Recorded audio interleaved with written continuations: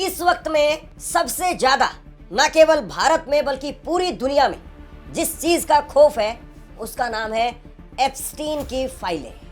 एक शख्स जिसने पूरी दुनिया को हिला दिया।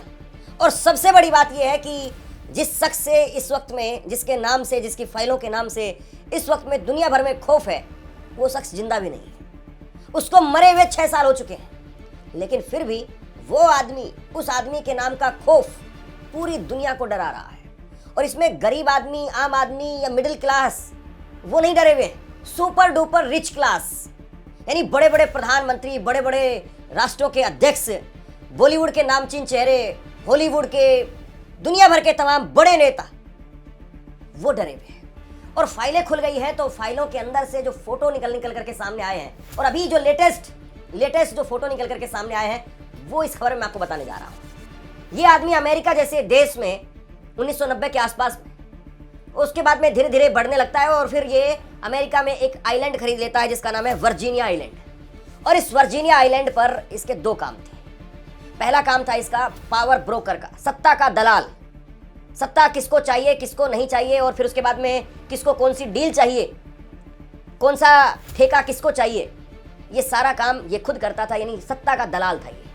और दूसरा और दलाल करता था और ये था जिस्म का दलाल।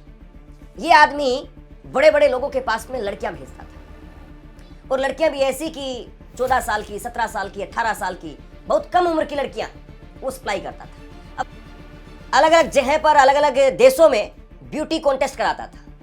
कहीं पर ब्यूटी क्वीन के नाम से, कहीं किसी नाम से, कहीं किसी नाम से, स्कूल कॉलेजों में जा करके कि हम दुनिया की विश्व सुंदरी ढूंढ रहे हैं, इस तरह की कहानियां बना करके, और वहां पर लड़कियों को, अच्छी अच्छी जो लड़कियां हैं उनको छांटने का काम करता था। और वहां से लड़कियां लाई जाती थी। इसका पूरा नेटवर्क था। अब अकेला आदमी थोड़ी ना इतना सारा काम करेगा, पूरा नेटवर्क था इसका। और वहां से लड़कियां ला करके आइलैंड पर ले जाई जाती थी और उनको कहा जाता था कि यहाँ या तो ये काम कर लो, और या फिर आप समझते हैं दूसरा क्या है, खत्म। तो लड़कियों के पास में कोई ऑप्शन रहता नहीं था। और फिर उसके बाद में ये उन लड़कियों की एक प्रोफाइल बनाता कि किसका कितना वजन है, कितनी हाइट है, किस तरीके का उसका शरीर का मेजरमेंट है, कितनी उसकी उम्र है, कौन से देश से आई है, फोटो वगैरह, और वो सब कुछ बना करके फिर उसके बाद में रईसजादों को भेजता था। और वो रईसजादे फिर इसके आइलैंड पर आते, मौज मस्ती करते। लेकिन इसकी कहानी जो है वो पकड़ी गई।